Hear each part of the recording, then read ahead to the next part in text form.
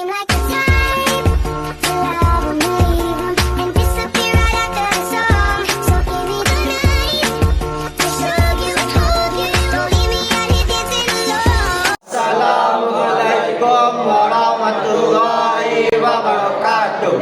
Kami dari kelas 9D ingin presentasikan tokoh-tokoh inspiratif yang ada di Minangkabau. Selamat menyaksikan.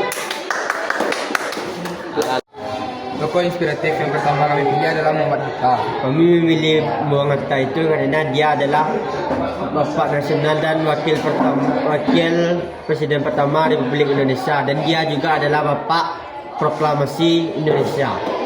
Kedua yang kami pilih adalah Muhammad Yamin. Beliau merupakan salah satu tokoh penting kemerdekaan Indonesia, Dan beliau juga ikut serta dalam perumusan Pancasila. Inspiratif ketiga yang kami pilih adalah Buya Hamka. Beliau adalah seorang ulama besar yang ada di Minangkabau. Beliau juga ikut serta memperjuangkan kemerdekaan Indonesia.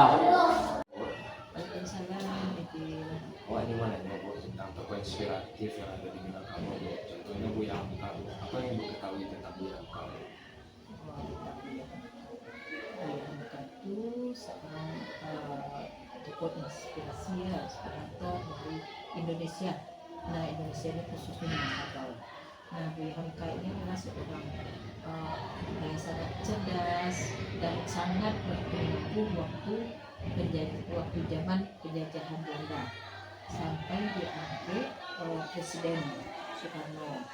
Nah, jadi Presiden Soekarno ini merupakan sahabat dari Buya Hamka, orang terdekat dengan Buya Hamka. Nah, tetapi karena Buya Hamka itu kan tokoh Minang yang sangat hebat dari segi agama, dari segi perjuangannya, dari nasionalismenya, dari sikapnya, semuanya. Buya Hamka itu adalah orang yang jadi panutan Indonesia, apalagi orang Minangkabau kan. Nah, untuk orang Minangkabau, Buya Hamka itu tokoh yang sangat menginspiratif, terutama dulu dalam bidang agama. Nah, dalam bidang agama, Buya Hamka selalu jadi panutan dan jadi imam di dalam ibadah. Nah, semua orang bertanya ke Buya Hamka, ini cocok enggak untuk adat kita atau untuk agama kita? Nah, itu yang ditanya ke Buya Hamka. Dan Buya Hamka ini merupakan sahabat dari Soekarno. Ya, ide Pak Soekarno itu siapa? Presiden Indonesia. Nah, Presiden Indonesia pertama. Nah, Buya Hamka dengan Presiden Indonesia pertama, Bapak Soekarno, itu mereka sangat bersahabat. Nah, tetapi karena Bapak Soekarno pahamnya berbeda dengan Buya Hamka, sehingga Bapak Soekarno sampai memenjarakan Buya Hamka.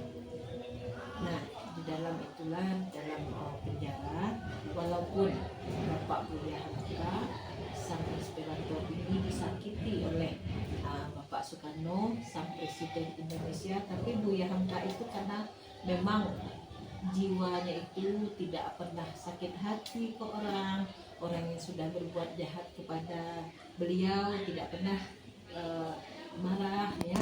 Jadi apapun yang dikerjakan orang, disiksa Buya Hamka di penjara, tapi Buya Hamka tidak pernah dendam. Ditinggalkan anak dan istrinya, sayang ke istrinya, tidak pernah menceritakan bagaimana kisahnya di penjara.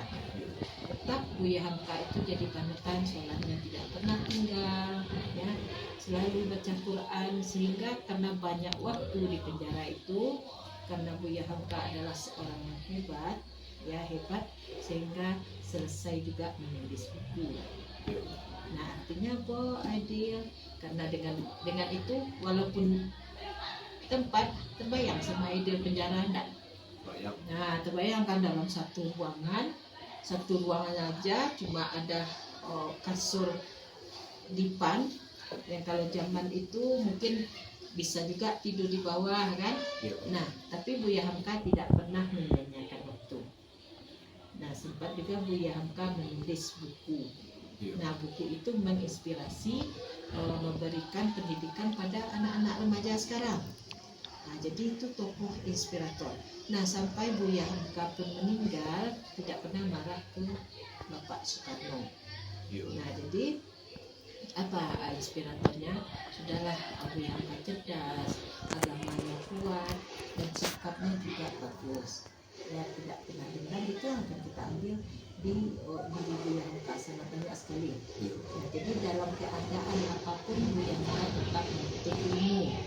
Jadi itu ideal sekarang, ya.